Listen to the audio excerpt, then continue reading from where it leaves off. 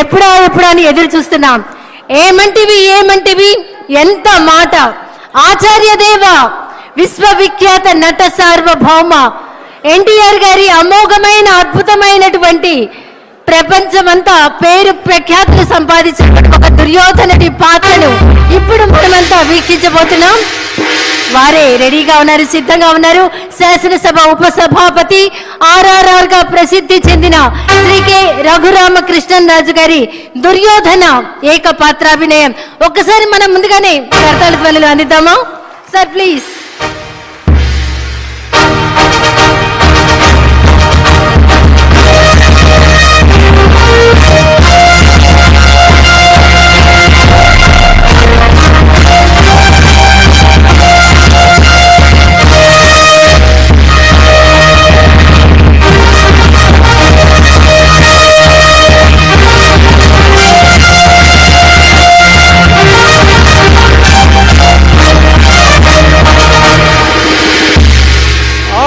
ఆచార్య దేవ, ఏమంటివి జాతి నెపమన సోత శుద్ధులకిందు నిలువ అర్హత లేదందువా.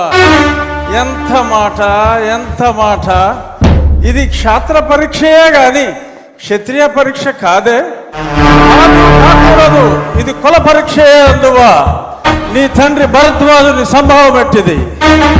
అతి దుముక్షాకరమైన నీ సంభవం ఎట్టిది. కులలో పుట్టిదివి కదయ్యా, నీదే కులము. అంతేగాక ఈ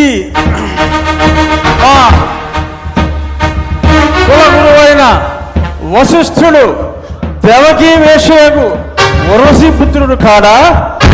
ఆయనదే కులము.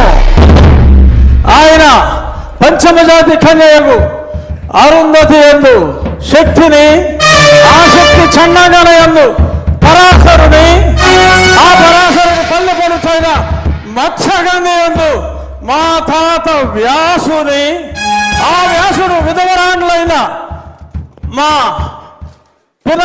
పితామహి అంబికతో నా తండ్రిని, పితామహి అంబాలికతో నా పినతండ్రి పాండురాజును, మా ఇంటి దాసితో ధర్మ నిర్మాణ సరుడని మీ అందరితో కీర్తించబడుతున్న ఈ విదురదేవుని కనలేదా? నాతో చెప్పిందేమయ్యా? బట్టి క్షత్రబీజ ప్రాధాన్యములతో సంకరమైన మా గురువంశము ఏనాడో కులహీనమైనది. కాగా నేను కులము వ్యర్థవాదములకు